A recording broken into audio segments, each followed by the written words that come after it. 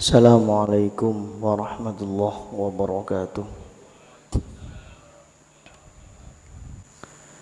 Bismillah, alhamdulillah, wassalatu wassalamu ala rasulillah wa alihi wa sahbihi wa mawalah, wa la hawla wa la quwata illa billah, amma ba'd.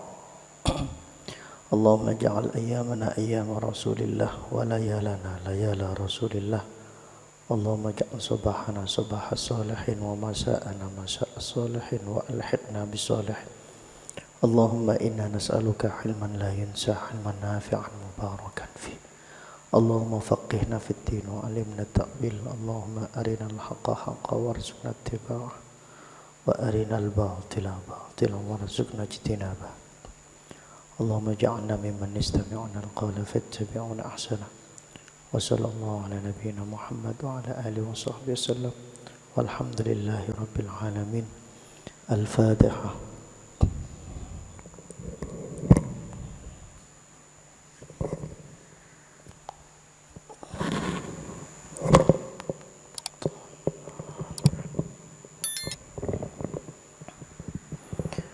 Hadirin Bapak Ibu saudara-saudara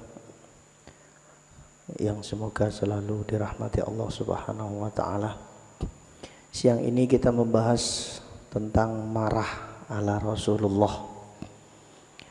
Topik ini memang sengaja saya ambil karena akhir-akhir ini banyak sekali kasus-kasus yang karena marah yang tidak sesuai dengan syariat Islam, marah yang tidak sesuai dengan yang dicontohkan oleh Rasulullah, akhirnya terjadilah kasus-kasus yang ya akhir-akhir ini seperti Caro kemarin di Sampang ya. Sebelum yang lalu juga ada lagi, mohon maaf ini yang kebetulan dari Madura, mohon maaf karena saya juga bapak saya asli Madura, jadi nanti akan kita bahas bagaimana hukumnya. Jadi marah itu memang sifat manusiawi. Jadi Islam itu tidak pernah mengekat atau menggerus hal-hal yang bersifat fitrah manusia. Tapi Islam itu mengarahkan. Islam tahu bahwasanya manusia itu punya nafsu, punya syahwat. Islam datang untuk mengarahkan nafsu dan syahwat itu agar terukur, terarah dengan baik, yaitu dengan jalan nikah. Nah ini contoh, sama dengan marah. Apakah dilarang dalam Islam marah itu? Apakah tidak boleh sama sekali? Mboten. Memang ada hadis. Ada hadis salah seorang sahabat Rasulullah sallallahu alaihi wasallam, dalam satu keterangan namanya Abu Hurairah, dalam satu keterangan laginya bernama Abdullah bin Amr bin As. Datang ke Rasulullah minta nasihat. Ya Rasulullah, ausini. Rasul beri aku nasihat. Rasulullah menjawab, la taghdab, jangan marah. Bahkan ada satu buku tentang la taghdab, jangan marah ini, Pak. Faraddada mirara. Rasulullah mengulang-ulang kalimat itu, la taghdab, la taghdab, la taghdab. Ojo ngamuk ya, ojo ngamuk, jangan marah, jangan marah, jangan marah. Larangan Rasulullah la taghdab ini bukan berarti kita tidak boleh marah misalnya selamanya, tidak. Tapi memang larangan marah ini khawatir kalau kita tidak bisa mengontrol diri kita, maka amarah ini akan menjadi hal-hal yang di luar nalar kita, di luar akal sehat kita, kalau bahasa yang sekarang itu. Karena Sayyidina Ali bin Abi Thalib itu pernah berkata, al-ghadabu awwaluhu jununun wa akhiruhu nadamun. Marah itu selalu diawali dengan hal-hal yang gila, tindakan-tindakan gila. Wa akhiruhu nadamun, dan akan berakhir pada penyesalan. Karena emosi dengan istri, marah Pak. Marahnya ini tidak bisa dia kontrol, tidak bisa dia arahkan, tidak bisa dia ukur, sampai kemudian keluarlah kata-kata cerai.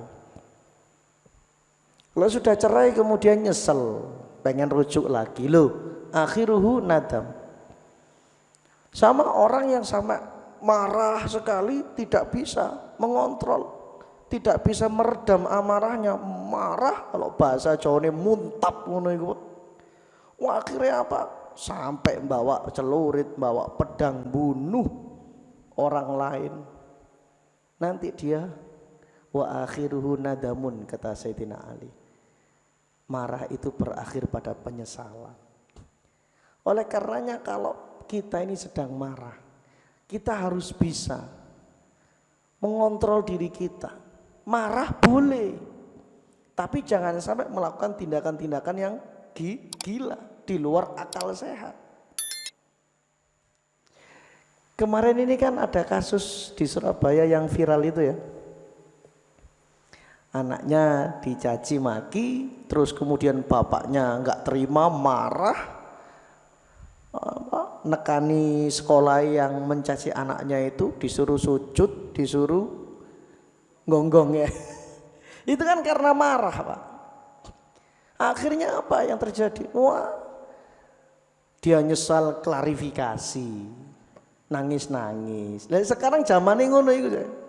Sekarang zamannya orang viral, kemudian klarifikasi, nangis-nangis, saya menyesal, saya tidak mengulangi lagi. Lah itu, ini kata Sayyidina Ali bin Abi Thalib itu. Makanya jangan gampang marah.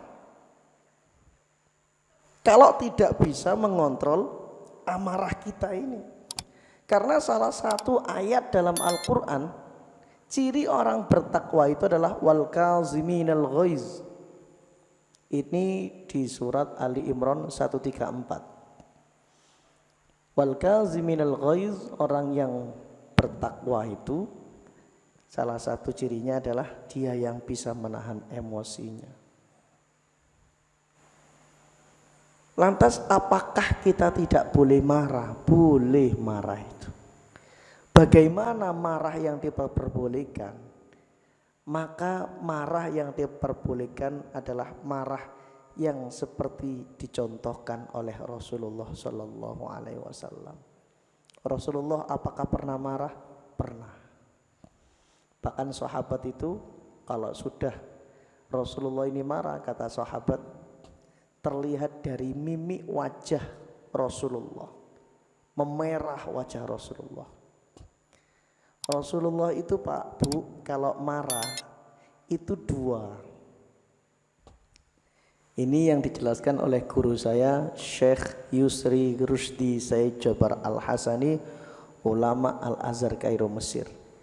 Marahnya Rasulullah itu dua. Satu lillah, karena Allah, bukan karena nafsu beliau, bukan karena keinginan beliau, bukan karena pribadi beliau, tapi marahnya Rasulullah satu itu lillah, karena Allah. Nanti akan saya contohkan marahnya Rasulullah. Dua, marahnya Rasulullah itu lillah dan karena Allah, billah. Marahnya Rasulullah billah dengan cara-cara yang diridhoi oleh Allah. Kalau misalnya jenengan marah kemudian mencaci maki orang, memukul orang, itu kan sudah tindakan zalim Pak, nggak boleh. Apalagi marah terus sampai itu tadi mencaci maki istri, ngolok-ngolok istri, ngolok-ngolok orang tuanya. ngancem mau diceraikan apa dan lain sebagainya. Apa to iki, Pak? Marah yang diperbolehkan itu satu lillah, karena Allah. Lah kalau misalnya istri jenengan ini gak sholat, jenengan niku marah, ini marah lillah. Kenapa? Karena hak-haknya Allah tidak kamu tunaikan, Dik. Ini kewajibanmu, Dik, harus kamu tunaikan.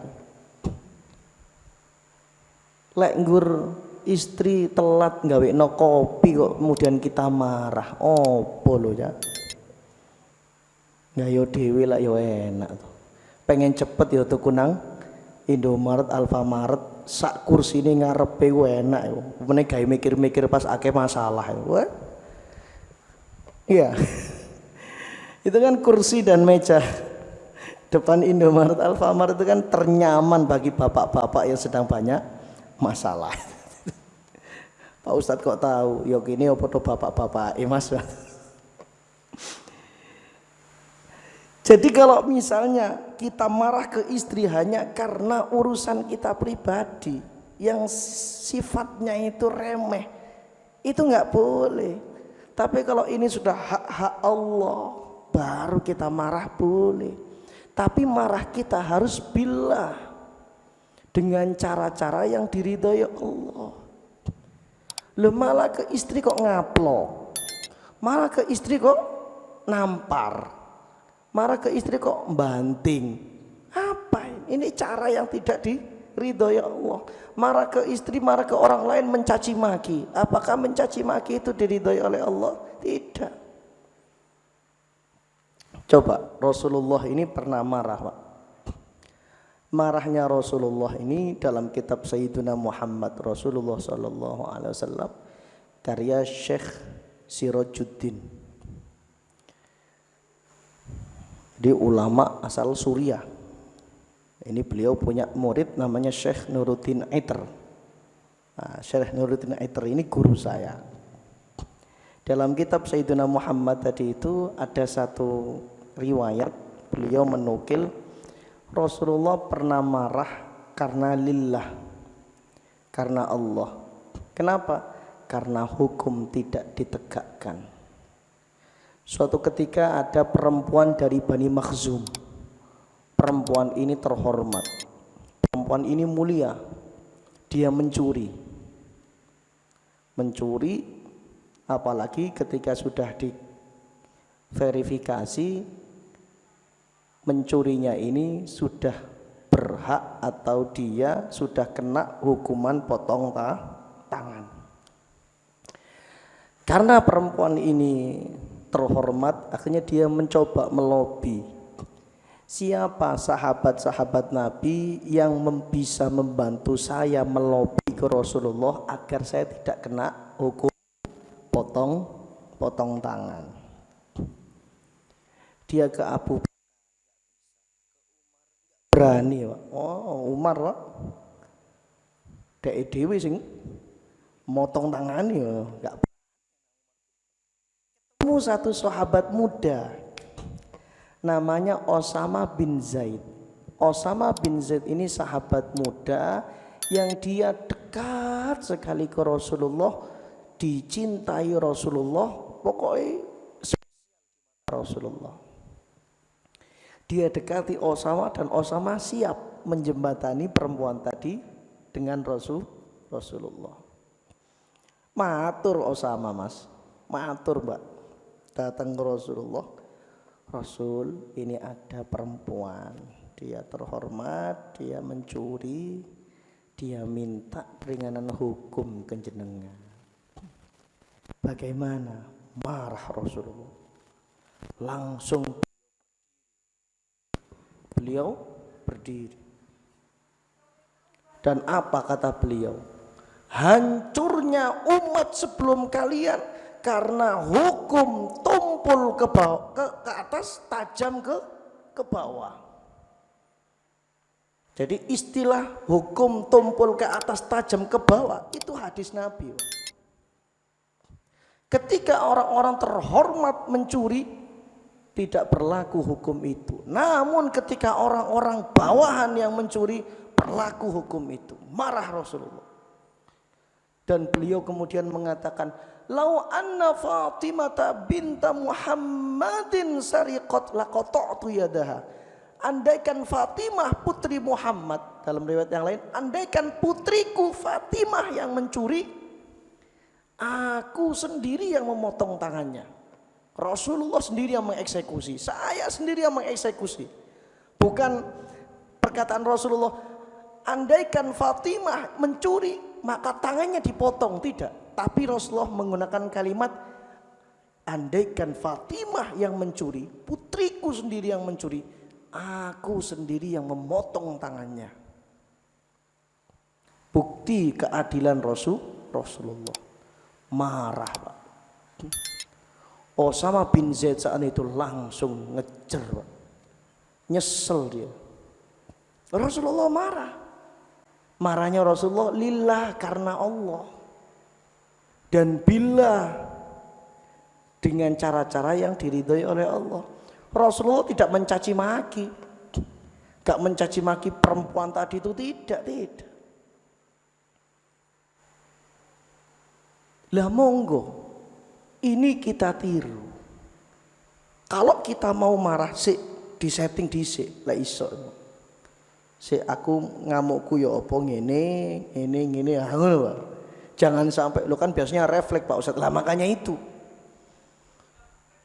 Jangan sampai amarah kita ini kemudian menguasai diri kita dan sampai melemahkan akal sehat pikiran kita, sehingga nantinya naudzubillah min dzalik, yang keluar dari ucapan dan perbuatan kita adalah hal-hal yang gila tadi yang katanya Sayyidina Ali bin Abi Thalib itu tadi.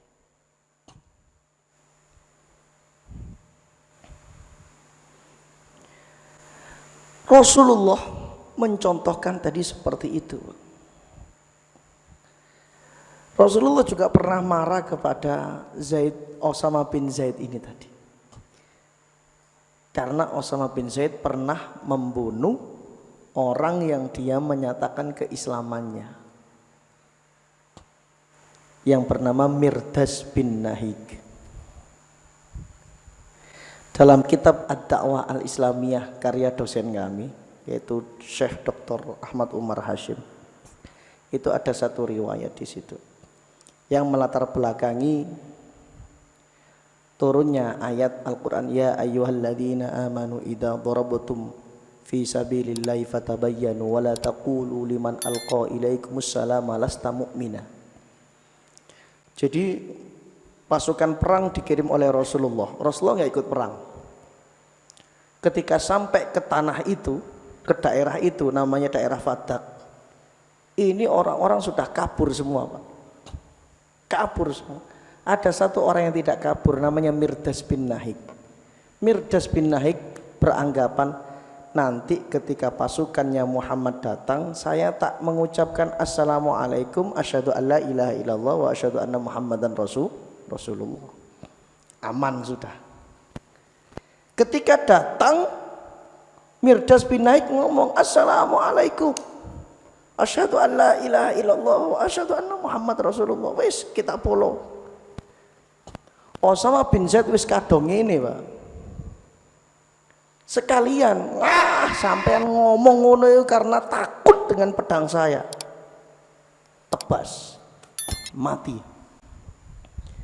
Hartanya, kambing-kambingnya, onta-ontanya dibawa pulang ke Madinah. Ceritalah sahabat-sahabat lain ke Rasulullah. Marah Rasulullah. Dipanggil Osama. Ataqtulu rajulan qala la ilaha illallah Muhammad Rasulullah. Apakah engkau membunuh orang yang jelas-jelas sudah mengatakan la ilaha illallah Muhammad Rasulullah?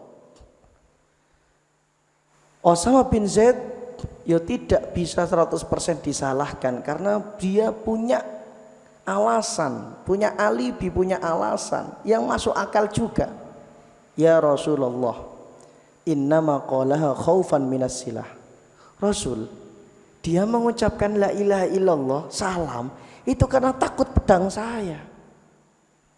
Tapi Rasulullah tambah marah lagi, Pak. Halla syaqaqta an batni hatta alimta ma fi qalbi. Apakah kamu sudah membelah dada dan perut dia sampai kamu tahu isi hati dia? Sampai kemudian beberapa hari itu Osama bin Zaid disatru sama Rasulullah, Pak. Gak disopok. Sampai Osama bin Zaid itu ngomong seperti ini, andaikan saat itu saya belum masuk Islam.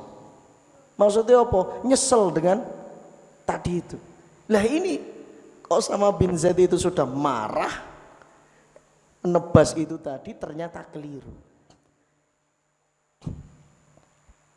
Akhirnya suruh bayar diat, yaitu apa, denda lah, denda. Ali bin Abi Thalib ini kan mulai usia 5 tahun sudah di rumah Rasulullah, dididik sama Rasulullah. Ali bin Abi Thalib itu, Pak, pernah dalam suatu peperangan itu sampai musuhnya tergeletak. Ketika musuhnya tergeletak, Ali bin Abi Thalib tinggal menebas saja. Ketika mau nebas, diitoni, Pak, diludahi dia. Setelah diludahi, kemudian Ali bin Abi Thalib meninggalkan orang tadi. Padahal dia sudah tergeletak nih, tinggal tebas, mati dia.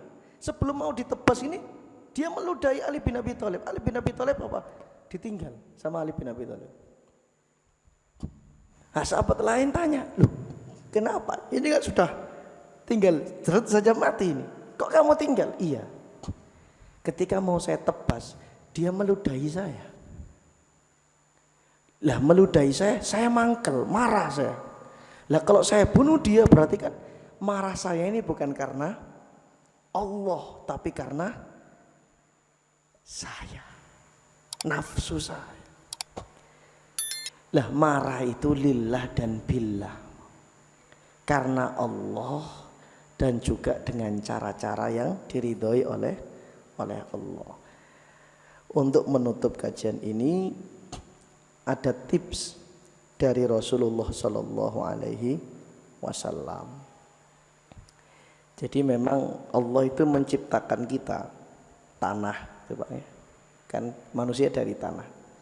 Itu memang tanah itu ada tanah-tanah percikan-percikan api yang ketika suatu saat manusia itu marah, itu biasa. Tapi tetap ingat, kita terbuat dari tanah. Tanah itu apa, Pak?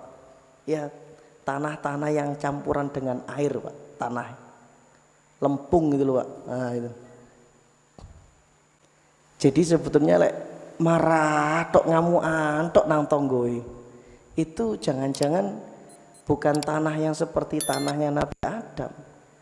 Tapi jangan-jangan dia tercipta dari tanah sengketa, jangan-jangan.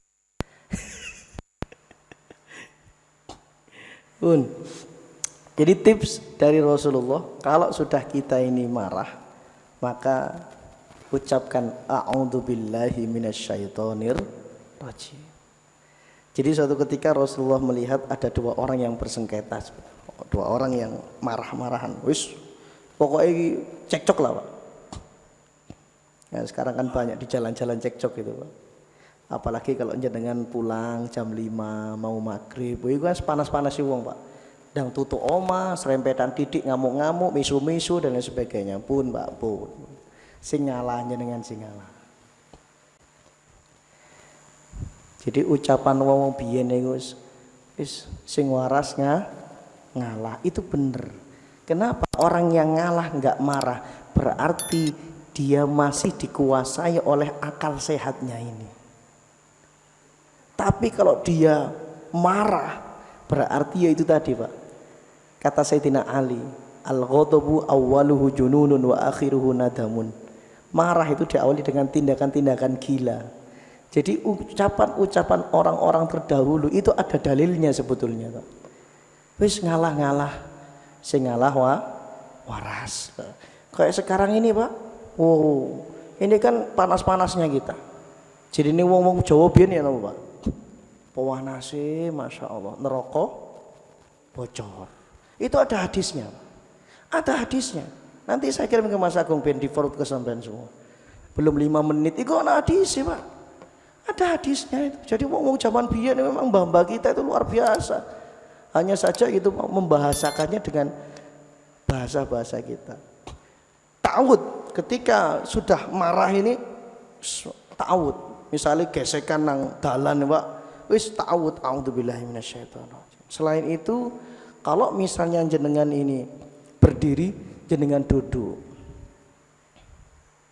Duduk kok sih ngamuk, ambil air wudhu. Apalagi ketika di rumah ya, di rumah pun jangan sampai ada KDRT, kekerasan rumah tangga. Like misalnya konflik sama istri, sama suami, itu biasa, tapi jangan dibiasakan. Konflik dalam rumah tangga itu biasa, tapi jangan dibiasakan. Lek wis konflik opo ngamuk-ngamukan wis lek pas ngadeg lungguh. Lek lungguh sik padha ngamuke suami istri ini tidur. Lek tidur kok sik padha ngamuke kunciin kamarmu. Insya Allah selesai nanti itu. Ya sampean nggak paham dewi lah, paham dewi.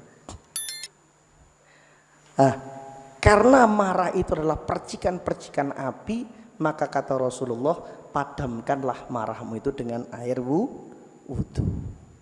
Sehingga para hadirin sekalian, bahwasanya marah ala Rasulullah itu adalah marah yang lillah karena Allah, dan marah billah dengan cara-cara yang diridhoi oleh Allah. Kalau mencaci maki, memukul, memfitnah dan lain sebagainya, maka itu tidak boleh.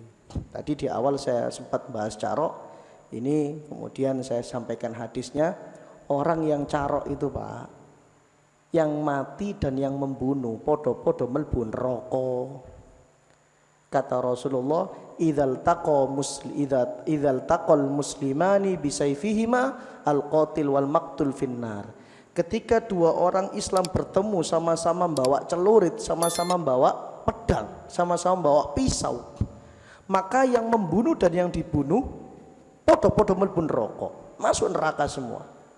Sahabat bertanya, qatil fama balul maktul. Rasul, kalau yang membunuh masuk neraka, oke, jelas dia pelaku. Dan yang dibunuh kok ikut masuk neraka, dia kan korban. Rasulullah jawab, iya, podo-podo masuk neraka. Kenapa? Karena yang dibunuh itu saking dia kedahuluan saja dengan senjata satunya orang yang membunuh tadi. Coba kalau misalnya celuritnya dia dulu yang kena orang yang membunuh tadi, maka dia yang membunuh. Kenapa? Karena sama-sama ingin niat duel, ingin niat membunuh. Maka yang dibunuh dan yang terbunuh sama-sama masuk neraka. Berbeda kalau misalnya kita membela diri. Membela diri, ono perampok masuk, Pak, ke rumah kita. Maling kamu, maling. Datang perampok itu mengeluarkan senjata. Loh, kita langsung masuk ke kamar, jobok senjata kita misal. Oh, ini beda lagi. Beda lagi karena tidak ada niatan unsur kesengajaan untuk bertemu dan saling membunuh. Beda lagi, itu membela diri, membela istri, membela anak, membela harta, itu beda lagi. Malah kalau di Islam itu syahid nantinya. Syahid akhirat. Ini yang jelas-jelas podo-podo musuhane, podo-podo ngamuke, podo-podo emosine, akhirnya yaitu sengaja, ayo ketemuan, ayo paten-patenan, ayo carok, itu kan. Maka yang mati dan yang membunuh, yang dibunuh dan yang membunuh sama-sama masuk neraka. Lah apa sih menang-menangan nang dunya itu, Pak? Kalau tujuan kita ini adalah akhirat. Orang yang dia menang-menangan, gagah-gagahan di dunia, mereka itu hanyalah orang-orang yang tidak sadar bahwasannya kehidupan yang semestinya kita ini adalah akhirat. Wis cek-ceke dhek menang, ya kamu lebih terhormat, kamu lebih kaya, kamu lebih gagah, kamu lebih pemberani, kamu lebih dikatakan orang A, B, C dan lain sebagainya, gak apa-apa. Tapi besok nang akhirat aku sing luwih apik, luwih menang ketimbang awakmu. Pun ngoten mawon. Wis gak usah direken ngomong sing seperti itu. Ngoten nggih? Pun ada pertanyaan? Gak ada? Setuju semua nggih? Yes. Al-Fatihah.